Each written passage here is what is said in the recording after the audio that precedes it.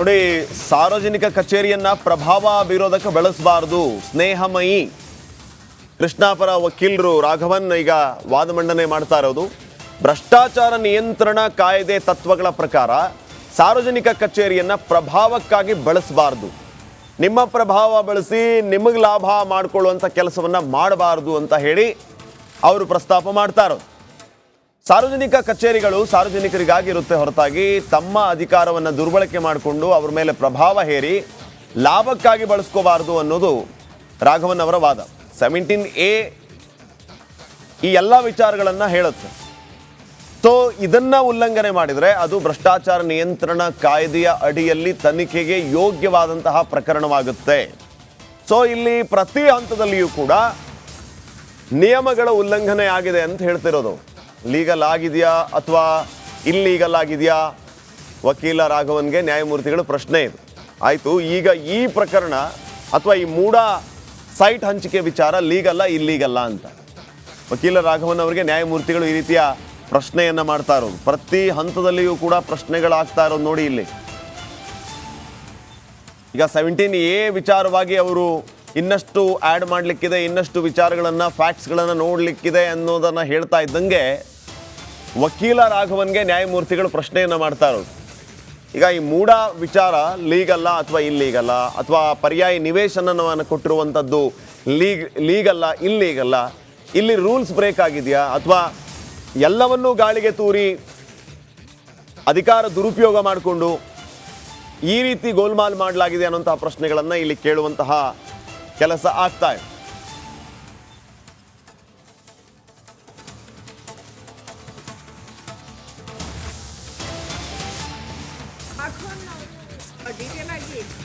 ಹೋಗ್ತಾ ಇದ್ದಾರೆ. ಇಡೀ ಮೂಡ ಕೇಸ್ ಏನು ಅಂತ ಕೂಡ ಡೀಟೇಲ್ ಆಗಿ ಎಕ್ಸ್ಪ್ಲೇನ್ ಮಾಡ್ತಾ ಹೋಗ್ತಾ ಇದ್ದಾರೆ. ಆಮೇಲೆ PC Act 17A ಅದರ ವ್ಯಾಪ್ತಿ ಬಹಳ ಸೀಮಿತವಾದದ್ದಲ್ಲ ಅನ್ನುವಂಥದ್ದನ್ನು ಕೂಡ ಹೇಳ್ತಾ ಇದ್ದಾರೆ. ಅದನ್ನು ಇಷ್ಟಕ್ಕೆ ಸೀಮಿತ ಮಾಡೋಕ್ಕಾಗಲ್ಲ. ಅಂದರೆ ಒಬ್ಬ ಅಧಿಕಾರಿ ಪರ್ಮಿಷನ್ ಕೇಳಬೇಕು ಕೇಳಲ್ಲ ಅನ್ನೋದಕ್ಕಷ್ಟೇ ಸೀಮಿತ ಮಾಡೋಕ್ಕಾಗಲ್ಲ, ಅದಕ್ಕೆ ಸಿಕ್ಕಾಪಟ್ಟೆ ವ್ಯಾಪ್ತಿ ಇದೆ ಅನ್ನೋದನ್ನು ಹೇಳ್ತಾ ಇದ್ದಾರೆ. ಇದು ಕೇವಲ ಅರ್ಜಿದಾರರು ಹಾಗೂ ನಮ್ಮ ನಡುವಿನ ವಿಚಾರ ಅಲ್ಲ, ಬದಲಾಗಿ ಸಾರ್ವಜನಿಕ ಆಡಳಿತ ಶುದ್ಧತೆಯ ವಿಚಾರ ಅಂತ ಒಂದು ದೊಡ್ಡ ಆಯಾಮವನ್ನು ಕೊಡ್ತಾ ಇದ್ದಾರೆ. ಅದಕ್ಕೆ ಅದು ಸಾರ್ವಜನಿಕ ಆಡಳಿತ ಹೇಗಿರಬೇಕು ಅನ್ನೋದ್ರ ಬಗ್ಗೆ ಅಂತ ಅದು ಮುಖ್ಯಮಂತ್ರಿಗಳ ಕಚೇರಿಗೂ ಕೂಡ ಅನ್ವಯಿಸುತ್ತೆ ಅನ್ನುವಂಥದ್ದು. ಹೇಗೆ ಅವರು ಆ ಇಡೀ ಮೂಡ ಪ್ರಕರಣದ ಡೀಟೇಲ್ಸ್ಗೆ ಹೋಗ್ತಾ ಇದ್ದಾರೆ ಅನ್ನೋದನ್ನು ನೋಡ್ಬೋದು. ಆ ಡೀಟೇಲ್ಸ್ನ ಕೋರ್ಟ್ ಮುಂದೆ ಎಕ್ಸ್ಪ್ಲೈನ್ ಮಾಡ್ತಾ ಇದ್ದಾರೆ. ಹೇಗೆ ಸಿದ್ದರಾಮಯ್ಯ ಇನ್ವಾಲ್ವ್ ಆಗಿದ್ರು ಮೂಡಾದಲ್ಲಿ ಅಥವಾ ಮೂಡಾದಲ್ಲಿ ಮೆಂಬರ್ ಆಗಿದ್ರು, ಅವರಿಗೆ ಇದರ ಅರಿವಿತ್ತು ಅನ್ನೋದರ ಕುರಿತಾಗಿ ಪಾಯಿಂಟ್ಸ್ನ ಮಂಡಿಸ್ತಾ ಹೋಗ್ತಾ ಇದ್ದಾರೆ ರಾಘವನ್ ಅವರು. ಸಾರ್ವಜನಿಕ ಆಡಳಿತ ಶುದ್ಧತೆ ಅಂತ ಒಂದು ಕಾನ್ಸೆಪ್ಟ್ ತರ್ತಾ ಇದ್ದಾರೆ. ಅಂದರೆ ಪಬ್ಲಿಕ್ ಅಡ್ಮಿನಿಸ್ಟ್ರೇಷನ್ನಲ್ಲಿ ಶುದ್ಧವಾಗಿರಬೇಕು, ಪ್ರಾಮಾಣಿಕವಾಗಿರಬೇಕು, ಪಾರದರ್ಶಕವಾಗಿರಬೇಕು ಅನ್ನೋದನ್ನು 17A ಇರೋದೇನೆ. ಅಂದರೆ ಇನ್ಫ್ಯಾಕ್ಟ್ ಹೋಲ್ PC Act ಇರೋದೇನೆ ಅದನ್ನು ಹೇಳ್ತಾ ಇದ್ದಾರೆ ಸ್ನೇಹಮಯಿ ಕೃಷ್ಣಾಪರ ವಕೀಲ ರಾಘವನ್ ಅವರು. ಅವ್ರು ಹೇಳ್ತಾ ಇರೋವಂಥದ್ದು ಇದು ಕೇವಲ ಒಬ್ಬ ಅಧಿಕಾರಿ ಪರ್ಮಿಷನ್ ತಗೋಬೇಕೋ ಬೇಡವೋ ಅಥವಾ ಸಂಸ್ಥೆ ಪರ್ಮಿಷನ್ ತಗೋಬೇಕೋ ಬೇಡವೋ ಇಷ್ಟೇ ವಿಚಾರ ಅಲ್ಲ. 17A ಅಥವಾ 17 ಅಥವಾ ಓವರಾಲ್ PC Act ಇದೆಯಲ್ಲ, ಅದು ಹೇಳೋದೇನೆ ಸಾರ್ವಜನಿಕ ಜನಪ್ರತಿನಿಧಿ ಆದವನು ಸಾರ್ವಜನಿಕ ಜೀವನದಲ್ಲಿ ಶುದ್ಧವಾಗಿರಬೇಕು ಅನ್ನೋದು ಇಲ್ಲಿ ವಿಚಾರ. ಹಾಗಾಗಿನೇ ಆ ಭ್ರಷ್ಟಾಚಾರ ನಿಯಂತ್ರಣ ಕಾಯ್ದೆನ ತಂದಿರತಕ್ಕಂಥದ್ದು. ಅದೇ ಆಯಾಮದಲ್ಲಿ ಈಗ ರಾಘವನ್ ಅವರು ವಾದ ಮಂಡನೆ ಮಾಡ್ತಾ ಇದ್ದಾರೆ. ಡೀಟೇಲ್ಸ್ ಕೊಡ್ತಾ ಇದ್ದಾರೆ ಅವರು. ಮುಂದಿನ ಡೀಟೇಲ್ಸ್ನ ನಾವು ನೋಡ್ತಾ ಹೋಗೋದಾದ್ರೆ ಡೀಟೇಲ್ಸ್ ಕೊಡ್ತಾ ಇದ್ದಾರೆ. ಮೂಡ ಹಗರಣದ ಕುರಿತಾದ ಡೀಟೇಲ್ಸ್ ಕೊಡ್ತಾ ಇದ್ದಾರೆ. 96ಇಂದ 99ವರೆಗೂ ಸಿದ್ದರಾಮಯ್ಯ DCM ಆಗಿದ್ರು. ಇದು ತುಂಬ ಮುಖ್ಯವಾದದ್ದು ಅಂತ 97ನಲ್ಲಿ 98ಅಲ್ಲಿ ಏನು ಇಲ್ಲಿ ಸಲಿಕೆ ಮಾಡಲಾಗತ್ತೆ ಅದನ್ನು ಕೂಡ ಅವರು ಹೇಳ್ತಾ ಇದ್ದಾರೆ. 2004ರಿಂದ 2005ರವರೆಗೂ ಕೂಡ ಉಪಮುಖ್ಯಮಂತ್ರಿ ಆಗಿದ್ರು ಅನ್ನೋಂಥದ್ದನ್ನ ಹೇಳ್ತಾ ಇದ್ದಾರೆ. ಅಂದರೆ ಅವರು ಅಷ್ಟು ದೊಡ್ಡ ಹುದ್ದೆಯಲ್ಲಿ ಇದ್ದರು ಅಂತ. ಮತ್ತೆ ಮೂಡಾದ ಮೆಂಬರ್ ಕೂಡ ಆಗಿದ್ರು ಅವರು ಆಲ್ ಥ್ರೂ. ಆ ಹುದ್ದೆ ಇದ್ದಾಗ ಅವರು ಪ್ರಭಾವ ಬಳಸಿ ಈ ರೀತಿ ಮಿಸ್ಯೂಸ್ ಮಾಡ್ಕೊಂಡ್ರ ಅನ್ನುವಂಥ ವಿಚಾರವನ್ನು ಅವರು ಪ್ರಸ್ತಾಪ ಮಾಡ್ತಿದ್ದಾರೆ ಅಂತ ಅನ್ಸುತ್ತೆ. ಎಸ್, ಅದನ್ನೇ ಹೇಳ್ತಾ ಇರುವಂಥದ್ದು ರಾಘವನ್ ಅವರು. ಅಂದರೆ ಸಾರ್ವಜನಿಕ ಜೀವನದಲ್ಲಿದ್ದಾಗ, ಪ್ರಭಾವಶಾಲಿ ವ್ಯಕ್ತಿಯಾಗಿದ್ದಾಗ, ಹುದ್ದೆಯಲ್ಲಿ ಇದ್ದಾಗ ಹೇಗೆ ನಡ್ಕೊಳ್ತಾರೆ ಅನ್ನುವಂಥದ್ದು ಶುದ್ಧತೆ, ಸಾರ್ವಜನಿಕ ಆಡಳಿತದಲ್ಲಿ ಶುದ್ಧತೆ ಅಂತ ಅದನ್ನೇ ಹೇಳಿದವರು. 2004-05 ಅವರು ಉಪಮುಖ್ಯಮಂತ್ರಿ ಆಗಿದ್ರು, 13ರಿಂದ 18ರವರೆಗೂ ಮುಖ್ಯಮಂತ್ರಿ ಆಗಿದ್ರು, ಹಾಗೂ 2023ರಿಂದ ಈಗಲೂ ಕೂಡ ಮುಖ್ಯಮಂತ್ರಿ ಆಗಿದ್ದಾರೆ. ಇಷ್ಟು ದೊಡ್ಡ ಹುದ್ದೆಯಲ್ಲಿ ಇದ್ದಾಗ ಈ ಇಡೀ ಪ್ರಕರಣದಲ್ಲಿ ಪಾರದರ್ಶಕತೆ ಇಲ್ವಲ್ಲ, ಅವರ ಇನ್ವಾಲ್ವ್ಮೆಂಟ್ ಕಂಡು ಬರ್ತಾ ಇದೆಯಲ್ಲ, ಅದ್ರ ಬಗ್ಗೆ ರಾಘವನ್ ಅವರು ಪಾಯಿಂಟ್ ಔಟ್ ಮಾಡ್ತಾ ಇದ್ದಾರೆ. ಅಂದರೆ ತಮ್ಮ ಹುದ್ದೆಯಲ್ಲಿದ್ದು, ಈಗಾಗಲೇ ಶ್ರೀಪಾದ್ ಹೇಳ್ತಾ ಇದ್ದಾಗೆ ಅವ್ರು ತಮ್ಮ ಹುದ್ದೆಯಲ್ಲಿದ್ದು ಅದನ್ನು ದುರ್ಬಳಕೆ ಮಾಡ್ಕೊಂಡ್ರ ಅನ್ನೋ ಆಯಾಮವನ್ನೇ ಹೈಲೈಟ್ ಮಾಡ್ತಾ ಇದ್ದಾರೆ ರಾಘವನ್ ಅವರು. 17A PC ಆ್ಯಕ್ಟ್ದು ಈ ಹಿಂದೆ ಮಣಿಂದರ್ ಸಿಂಗ್ ಅವರು ಹೇಳಿದ್ದಿರ್ಬೋದು ಅಥವಾ ಬೇರೆಯವರು ಲಾಯರ್ಗಳು ಹೇಳಿದ್ದೇನು ಅಂತಂದರೆ, ಅದು ಅದರ ಆಯಾಮ ಏನಪ್ಪ ಅಂತಂದರೆ, ಇಲ್ಲಿ ಕೇವಲ ಪಬ್ಲಿಕ್ ಸರ್ವೆಂಟು ಕೇಳಿದರೆ ಮಾತ್ರ ಅಂತಲ್ಲ, ಯಾರು ಬೇಕಾದರೂ ಕಂಪ್ಲೇಂಟ್ ಕೊಡ್ಬೋದು, ರಾಜ್ಯಪಾಲರ ಪ್ರಾಸಿಕ್ಯೂಷನ್ಗೆ ಅನುಮತಿ ಕೊಡ್ಬೋದು ಅಂತ ವಾದ ಮಾಡಿದರು. ಈಗ ರಾಘವನ್ ಏನು ಹೇಳ್ತಾ ಇದ್ದಾರೆ, ಮೂಡ ಹಗರಣದಲ್ಲಿ ಇದು ಮೂಲ ನಿಂಗ ಅನ್ನುವಂಥ ಒಬ್ಬ ವ್ಯಕ್ತಿಗೆ ಸೇರಿರ್ತಕ್ಕಂಥ ಜಮೀನು. ದೇವರಾಜ್ ಅನ್ನೋರು ಡಿನೋಟಿಫೈ ಮಾಡಿಸ್ಕೊಂಡು ಪಡ್ಕೊಳ್ತಾರೆ ಈ ಜಮೀನನ್ನು. ಆದರೆ ಅದು ಮೈಲಾರಯ್ಯ ಅನ್ನೋರಿಗೆ ಸಿಗಬೇಕಾಗಿತ್ತು ಮುಂದೆ. ಅವರ ನಿಂಗ ಅನ್ನೋರ ಫ್ಯಾಮಿಲಿ ಮೆಂಬರ್ ಮೈಲಾರಯ್ಯ ಅವ್ರಿಗೆ ಮುಂದೆ ಸಿಗಬೇಕಾಗಿತ್ತು. ಆದರೆ ಅದು ಇವ್ರಿಗೆ ಹೆಂಗೆ ಸಿಕ್ತು ಅಂದರೆ CM ಕುಟುಂಬಸ್ಥರಿಗೆ ಹೆಂಗೆ ಸಿಕ್ತು ಅನ್ನೋ ಅರ್ಥದಲ್ಲಿ ಕೇವಲ ಇದೊಂದೇ ಜಮೀನು ಡಿನೋಟಿಫೈ ಆಗಿದೆಯಾ ಅಥವಾ ಬೇರೆ ಜಮೀನು ಕೂಡ ಡಿನೋಟಿಫೈ ಆಗಿದೆಯಾ ಅಂತ ಅಲ್ಲಿ ನ್ಯಾಯಮೂರ್ತಿಗಳು ಕೇಳ್ತಾರೆ, ಇನ್ನೊಂದಿಷ್ಟು ಪ್ರಶ್ನೆಗಳನ್ನ ಕೇಳ್ತಾರೆ. ಈ ಜಮೀನನ್ನು ಭೂಸ್ವಾಧೀನ ಮಾಡಿಕೊಂಡು ಹಣ ಕೂಡ ಡಿಪಾಸಿಟ್ ಮಾಡಲಾಗುತ್ತೆ ಅಂತ ರಾಘವನ್ ಅವರು ಡೀಟೇಲ್ಸ್ ಕೊಡ್ತಾ ಹೋಗ್ತಾರೆ. ಡಾಕ್ಯುಮೆಂಟ್ ಏನೇನಿದೆ, ಡೀಟೇಲ್ಸ್ ಏನಿದೆ ಅದನ್ನು ಕೊಡ್ತಾ ಹೋಗ್ತಾರೆ ಕೋರ್ಟ್ಗೆ. ಸೊ ನ್ಯಾಯಮೂರ್ತಿಗಳು ಮಧ್ಯದಲ್ಲಿ ಕೇಳ್ತಾರೆ, ಇದೊಂದೇ ಜಮೀನು ಡಿನೋಟಿಫೈ ಆಗಿರೋದಾ ಅಥವಾ ಆ ಟೈಮಲ್ಲಿ ಇನ್ನೂ ಸುಮಾರು ಜಮೀನೆಲ್ಲ ಡಿನೋಟಿಫೈ ಆಯ್ತಾ ಅಂತ. ಇಲ್ಲ, ಇದೊಂದೇ ಜಮೀನು ಡಿನೋಟಿಫೈ ಆಗಿರೋದು ಅಂತ ರಾಘವನ್ ಅವರು ಹೇಳ್ತಾರೆ.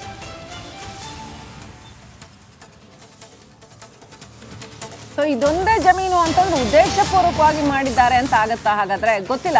ರಾಘವನ್ ಅವರು ಅಲ್ಲಿ ಪಾಯಿಂಟ್ಸ್ ಹೇಳ್ತಾ ಇದ್ದಾರೆ, ಕೋರ್ಟ್ ಹೇಗೆ ತೀರ್ಪು ಕೊಡುತ್ತೆ ನಾವು ಕಾದು ನೋಡ್ಬೇಕಾಗತ್ತೆ. ಅಲ್ಲಿ ಸ್ಪೆಸಿಫಿಕಲಿ ಜಡ್ಜ್ ಕೇಳ್ತಾರೆ, ಇದೊಂದೇ ಜಮೀನು ಡಿನೋಟಿಫೈ ಆಗಿದೆಯಾ ಅಂತ ಕೇಳ್ತಾರೆ, ಅಥವಾ ಬೇರೆ ಜಮೀನು ಕೂಡ ಡಿನೋಟಿಫೈ ಆಗಿತ್ತಾ ಆ ಸಂದರ್ಭದಲ್ಲಿ ಅಂತ ಕೇಳ್ತಾರೆ. ಸೊ ಇಲ್ಲ ಇದೊಂದೇ ಜಮೀನು ಡಿನೋಟಿಫೈ ಆಗಿರೋದು ಆ ಟೈಮಲ್ಲಿ ಅನ್ನೋಂಥದ್ದನ್ನ ಪಾಯಿಂಟ್ ಔಟ್ ಮಾಡಿ ರಾಘವನ್ ಅವರು ತೋರಿಸ್ತಾ ಇದ್ದಾರೆ. ಭೂ ಸ್ವಾಧೀನ ಮಾಡ್ಕೋತಾರೆ, ಹಣವನ್ನು ಕೂಡ ಡೆಪಾಸಿಟ್ ಮಾಡ್ತಾರೆ. ಆ ಎಲ್ಲ ದಾಖಲೆಗಳು, ಮೂಡ ದಾಖಲೆಗಳು ಏನೇನು ಇದ್ದಾವೆ, ರಿಪಬ್ಲಿಕ್ ಕನ್ನಡ ಕೂಡ ವೀಕ್ಷಕರೇ ನಿಮ್ಮ ಮುಂದೆ ಇಟ್ಟಿರ್ತಕ್ಕಂಥ ಆ ದಾಖಲೆಗಳು, ಬೇಕಾದಷ್ಟು ದಾಖಲೆಗಳು ಲಭ್ಯ ಇದ್ದಾವೆ. ಮೂಡ ದಾಖಲೆಗಳೇ, ಅಧಿಕೃತ ದಾಖಲೆಗಳು ಲಭ್ಯ ಇದ್ದಾವೆ. ಅದನ್ನೆಲ್ಲ ಅದರಲ್ಲಿ ಈ ಪಾಯಿಂಟ್ಸ್ ಏನಿದೆಯಲ್ಲ, ಅಂದರೆ ಯಾವ್ಯಾವ ಇಯರಲ್ಲಿ ಇದೆಲ್ಲ ಆಯಿತು, ಆ ಸಂದರ್ಭದಲ್ಲಿ ಸಿದ್ದರಾಮಯ್ಯನವರು ಮುಖ್ಯಮಂತ್ರಿ ಅಥವಾ ಉಪಮುಖ್ಯಮಂತ್ರಿ ಅಥವಾ ಮೂಡ ಮೆಂಬರ್ ಆಗಿ ಪ್ರಭಾವಶಾಲಿ ಹುದ್ದೆಯಲ್ಲಿ ಇದ್ರು ಅನ್ನೋದನ್ನು ಕ್ರೋನಾಲಾಜಿಕಲಿ ರಾಘವನ್ ಅವರು ಕೋರ್ಟ್ ಮುಂದೆ ಪ್ರೆಸೆಂಟ್ ಮಾಡ್ತಾ ಇದ್ದಾರೆ.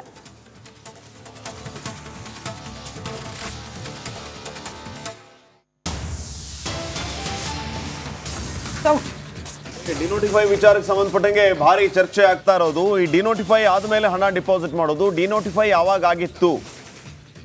ಇದೇ ಜಮೀನು ಡಿನೋಟಿಫೈ ಆಗಿತ್ತಾ, ಬೇರೆ ಜಮೀನು ಡಿನೋಟಿಫೈ ಆಗಿತ್ತಾ? ಭೂ ಸ್ವಾಧೀನ ಮಾಡಿಕೊಂಡು ಹಣ ಡಿಪಾಸಿಟ್ ಮಾಡೋದು.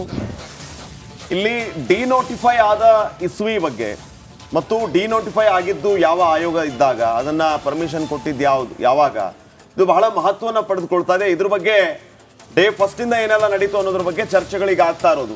ವಾದದಲ್ಲಿ ಈ ಎಲ್ಲ ವಿಚಾರಗಳು ಬರ್ತಾ ಇದೆ. ಈ ಜಮೀನು ಅಥವಾ ಬೇರೆ ಜಮೀನು ಡಿನೋಟಿಫೈ ಆಗಿದೆಯಾ? ಜಡ್ಜ್ ಪ್ರಶ್ನೆ. ಭೂ ಸ್ವಾಧೀನ ಮಾಡಿಕೊಂಡು ಹಣ ಡಿಪಾಸಿಟ್ ಮಾಡಲಾಗುತ್ತೆ.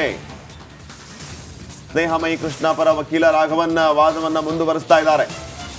ಡಿನೋಟಿಫೈ ಆಗಿದ್ದು ಈ ಕೆಸರೆ ಗ್ರಾಮದಲ್ಲಿರುವಂತಹ 3 ಎಕರೆ 16 ಗುಂಟೆ ಏನಿದೆ, ಡಿನೋಟಿಫೈ ಆಗಿತ್ತು ಅಂದಾದ್ರೆ ಅದು ಯಾವಾಗ ಆಗಿತ್ತು?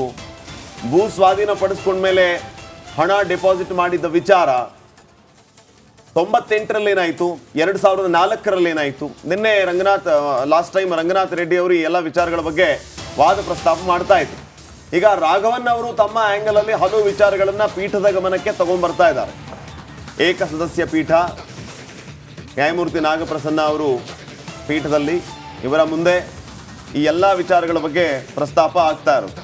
ಈ ಬಗ್ಗೆ ಇನ್ನಷ್ಟು ಮಾಹಿತಿಯನ್ನು ನೀಡ್ತಾರೆ ಪ್ರತಿನಿಧಿ ಸುನಿಲ್ ಧರ್ಮಸ್ಥಳ ಈಗ ಫೋನ್ ಸಂಪರ್ಕದಲ್ಲಿ. ಸುನಿಲ್, ಗಮನಿಸ್ತಾ ಇದ್ದೀವಿ 17A ಅಡಿಯಲ್ಲಿ ಯಾವುದಕ್ಕೆ ಅವಕಾಶ ಇದೆ ಮತ್ತು ಯಾವುದು ಕಾನೂನು ಬಾಹಿರ ಅನ್ನೋದ್ರ ಬಗ್ಗೆ ರಾಘವನ್ ಪೀಠದ ಗಮನಕ್ಕೆ ತಗೊಂಡ್ಬರ್ತಾ ಇದ್ದಾರೆ. ಡಿನೋಟಿಫೈ ಆಗಿರೋ ವಿಚಾರವನ್ನು ಕೂಡ ಅವರು ಗಮನಕ್ಕೆ ತಗೊಂಡ್ಬರ್ತಾ ಇರೋದು. ಏನೆಲ್ಲ ನಡೀತಾ ಇದೆ? ಎಸ್ ಶ್ರೀಪಾದ್, ಮೂಡ ಹಗರಣಕ್ಕೆ ಸಂಬಂಧಪಟ್ಟಂತೆ ಹೈಕೋರ್ಟ್ ನಲ್ಲಿ ಇವತ್ತು ಕೂಡ ವಿಚಾರಣೆ ಮುಂದುವರಿತಾ ಇದೆ. ಇವತ್ತಿನ ಇದರಲ್ಲಿ ಪ್ರಕರಣದಲ್ಲಿ ದೂರುದಾರರಾಗಿರುವಂತಹ ಸ್ನೇಹಮಯಿ ಕೃಷ್ಣ ಪರವಾಗಿ ರಾಘವನ್ ಅನ್ನುವಂತಹ ವಕೀಲರು ವಾದವನ್ನು ಮಂಡಿಸ್ತಾ ಇದ್ದಾರೆ. ಅದರಲ್ಲಿ ರಾಜ್ಯಪಾಲರು ಈಗ ಕೈಗೊಂಡಿರುವಂತಹ ಕ್ರಮ ಅಂದ್ರೆ ಪ್ರಾಸಿಕ್ಯೂಷನ್ಗೆ ಅನುಮತಿ ನೀಡಿರುವಂತಹ ವಿಚಾರಗಳು ಮತ್ತು ಇದರಲ್ಲಿ ಮುಖ್ಯಮಂತ್ರಿಗಳ ಇನ್ವಾಲ್ವ್ಮೆಂಟ್ ಏನಿದೆ ಮತ್ತು ಯಾವ ರೀತಿ ತಮ್ಮ ಅಧಿಕಾರವನ್ನ ದುರ್ಬಳಕೆ ಮಾಡ್ಕೊಂಡಿದ್ದಾರೆ ಅನ್ನುವಂಥಕ್ಕೆ ಸಂಬಂಧಪಟ್ಟಂತೆ ಕೆಲವೊಂದು ನಿದರ್ಶನಗಳನ್ನು ನೀಡಿದ್ದಾರೆ. ಅದರಲ್ಲಿ ಪ್ರಮುಖವಾಗಿ ಅಂದ್ರೆ 1900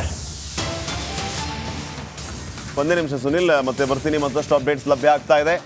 ಈ ಜಮೀನು 1998ರಲ್ಲಿ ಡಿನೋಟಿಫೈ ಆಗಿದೆ, 2005ರಲ್ಲಿ ಸ್ಪಾಟ್ ಇನ್ಸ್ಪೆಕ್ಷನ್ ಆಗಿದೆ.